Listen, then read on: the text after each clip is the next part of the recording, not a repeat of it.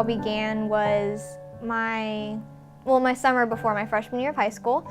I was an athlete and I had been having some knee pain, and then by the end of the summer though, it wasn't any better. So I finally went to an orthopedic doctor. So after my biopsy, they told us it was cancer and I had osteosarcoma, which is bone cancer.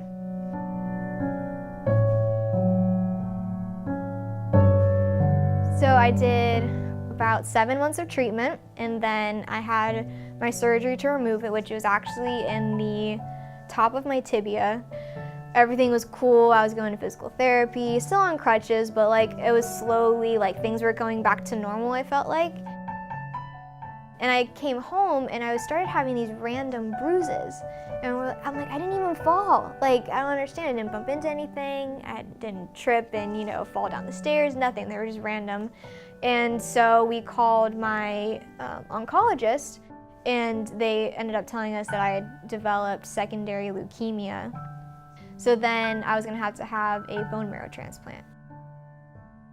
We were looking for a donor, and none of my siblings ended up being matches. And then right after Christmas, we had gotten a call and they had found a perfect match donor.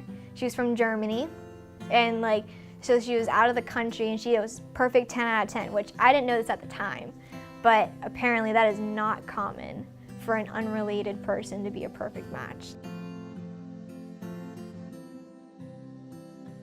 I mean, I don't know any other way to explain it besides just God working in my life. Like, He was helping me out, and it just affirmed like everything I ever believed. And so then I went back in with my perfect match and started treatment. And then I was in the hospital, I think for like 80-something days after that, because you have to stay for a really long time. But everything went smoothly. Like, my doctors were like shocked that I didn't have any complications.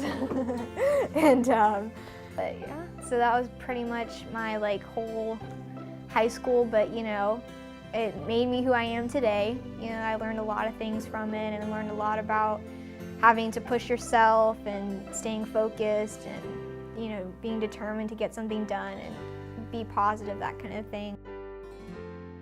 And then I think hospital homebound schooling actually prepared me more for college than I thought it would. Just because, I did a lot of my work. I had to Skype my teacher, and I had to do Spanish over the phone. And I also had to keep myself on time with my assignments. I really had to force myself to keep up with that kind of thing.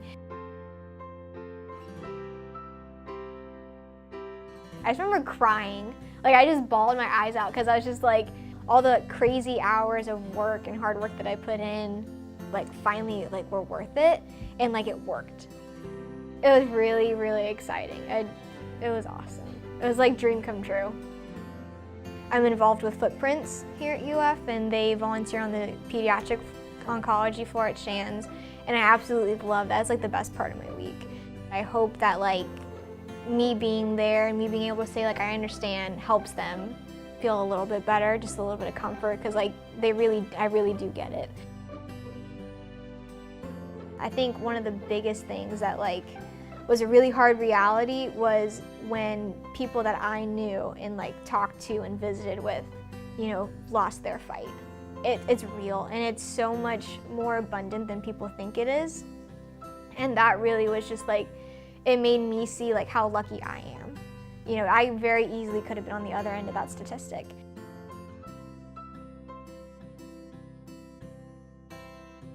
Saying to people that are going through it right now, just thinking just remember there is a light at the other end of the tunnel.